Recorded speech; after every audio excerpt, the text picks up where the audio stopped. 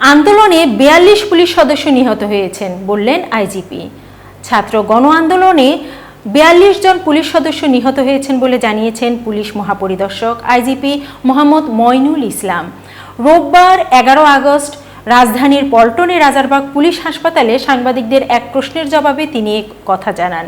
IGP বলেন, কোটা সংস্কার আন্দোলন দমন করতে গিয়ে ছড়িয়ে পড়া সহিংসতার ঘটনায় বিক্ষুব্ধ জনতার হামলায় পুলিশের বিভিন্ন পদমর্যাদার ৪২ পুলিশ সদস্য নিহত হয়েছে।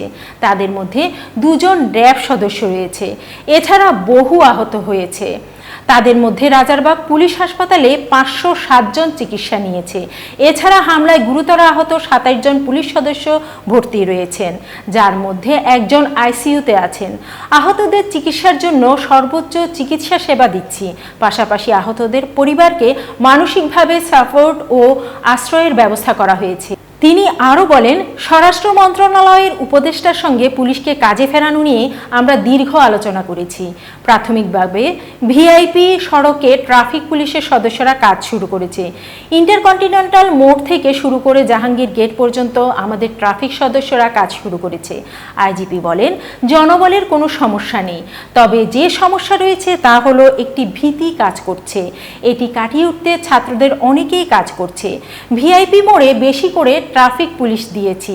তাদের পাশাপাশি শিক্ষার্থীরা রয়েছে, স্কাউট ও বিএনসিসিও রয়েছে। এতক্ষণ বার্তা বৈঠকের সাথে থাকার জন্য ধন্যবাদ। নতুন নতুন সংবাদ পেতে বার্তা বৈঠকের ইউটিউব চ্যানেল ও ফেসবুক পেজের সাথেই থাকুন।